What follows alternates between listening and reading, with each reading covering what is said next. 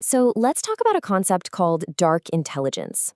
It's this strategic way of thinking for navigating a pretty complicated world, drawing a lot from the mind of Machiavelli. And I want to be clear right up front, this isn't about becoming some kind of villain. It's about finally understanding the real rules of the game. Look, the core idea here is pretty simple, if a little harsh. The world just doesn't play fair, and the people who get that, who really understand that reality, they don't just survive in it. A lot of the time, they're the ones who rule it. This is exactly why a different kind of intelligence is so important. You see, most people out there are playing checkers. They're just reacting emotionally to whatever move comes their way. This whole explainer, it's about learning how to play chess, thinking strategically, calculating your moves, and seeing the entire board, not just the next jump. And that chess-like approach, that's what we're calling strategic intelligence. And just to be crystal clear, the source material here frames this as a tool for your own protection, for self-defense, not for destruction.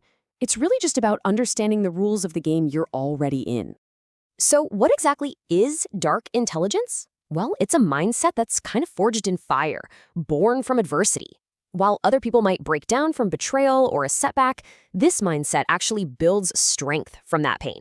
It's about gathering information while everyone else is arguing and calmly planning your next move while they're just drowning in emotion. All right, let's dive into our first set of traits. This is all about mastering perception, which means learning how to manage information, how to control your own image, and how to truly understand the people around you. The first trait is calculated opacity. Now, this isn't about lying. It's about being strategic with what you communicate. See, when you only reveal what's absolutely necessary, people's imaginations tend to fill in the blanks. And that imagination, as the source points out, is an incredibly powerful tool of influence. This quote from Machiavelli just nails it. He understood that perception often carries way more weight than reality. When you can control what you appear to be, you control the story everyone tells about you. You have to think of your information like currency. You wouldn't just spend it all at once, would you? Okay, trait number 2 is the adaptive persona. Again, this isn't about being fake, it's about being effective. Think of it more like communication intelligence. To really connect with someone, you have to adapt your approach. Because, let's face it, everyone processes information differently. I mean, we all do this naturally, right? You don't talk to your boss the same way you talk to your grandma. The key is just to start doing it intentionally. If someone you're talking to is analytical, you give them data. If they're more emotional, you connect with their feelings. You're just speaking their language, and that makes them want to connect with you. This leads us to something called the psychological echo. You know, most of us listen with the intent to respond, to say our piece. This trait is about flipping that script. It's about listening to truly understand. When you can reflect back someone's unspoken needs or their deepest fears, you make them feel seen on a whole other level. And that builds an incredibly powerful foundation of trust. You know, in a world of constant oversharing, controlled exposure becomes a kind of superpower. By intentionally managing what you reveal about yourself, you create what's called a curiosity gap.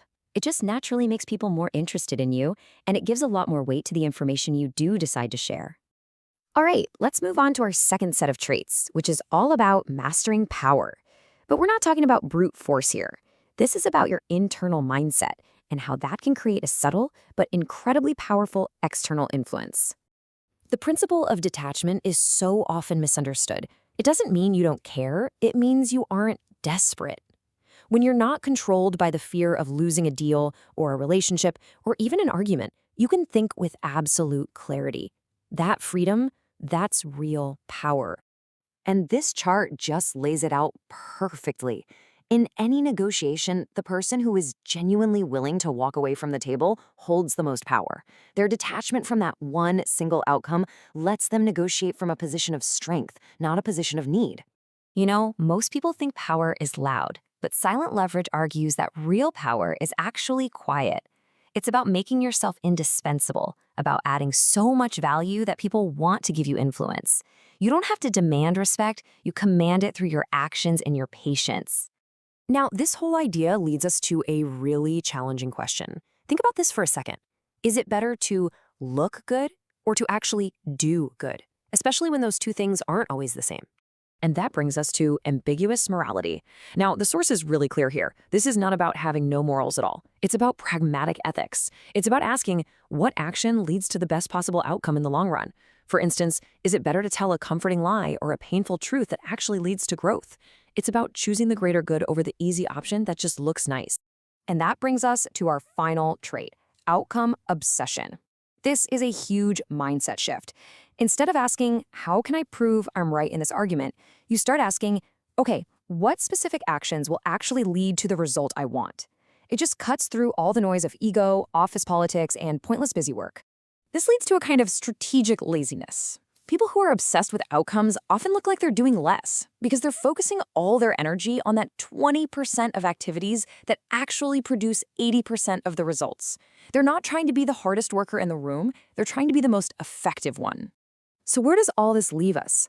Well, it's so important to remember the central theme here. This kind of knowledge isn't an end in itself. It comes with a real responsibility to use it with purpose and, within an ethical framework.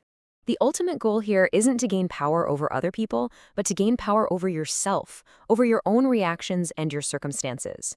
It's about making that big shift from just reacting emotionally to acting strategically, and then using that intelligence to create better outcomes for everyone involved.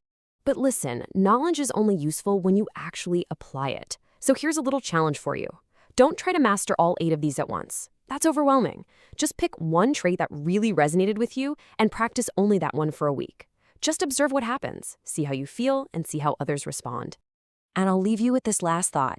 This source argues that the most dangerous person is someone with nothing to lose, but the most valuable person is someone who understands these dynamics and uses them to serve the greater good. So the real question is, what kind of person will you choose to be?